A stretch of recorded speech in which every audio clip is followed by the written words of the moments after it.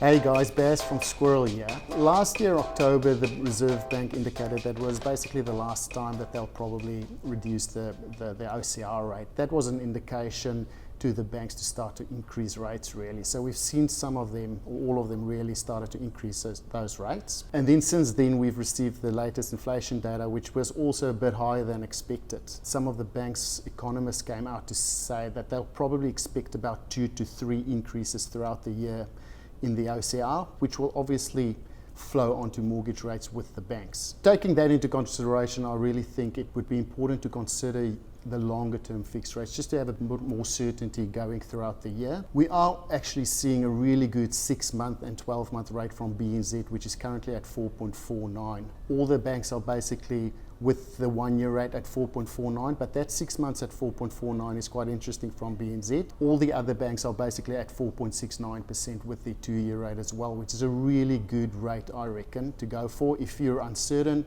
and you want a bit of certainty in your structure, but also don't want to lock it in for too long. It's a really good offer, that 4.69. The 3-year rate across the board is about 5.09 at the moment.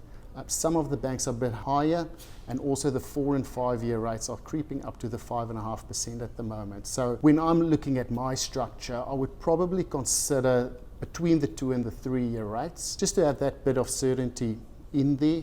But it's also a really good option to consider maybe on a small portion of your mortgage, a 6-month fixed rate. The reason I'm saying that is it's a really low rate. It doesn't have to be a large amount of debt. You could really just say 50K of debt on 6 months, and you can really work hard to try and repay that portion off as quickly as possible. That portion will come up for renewal very quickly, just within 6 months' time. And if you've built up savings or anything, you could always just chuck that into that mortgage, and you will really be able to see that amount drop really quickly. And then the other larger part of your mortgage, maybe consider the 2 or the 3-year, or just the split between them, so that you've got that certainty backed in there. That's a really good option for most buyers or most people with mortgages.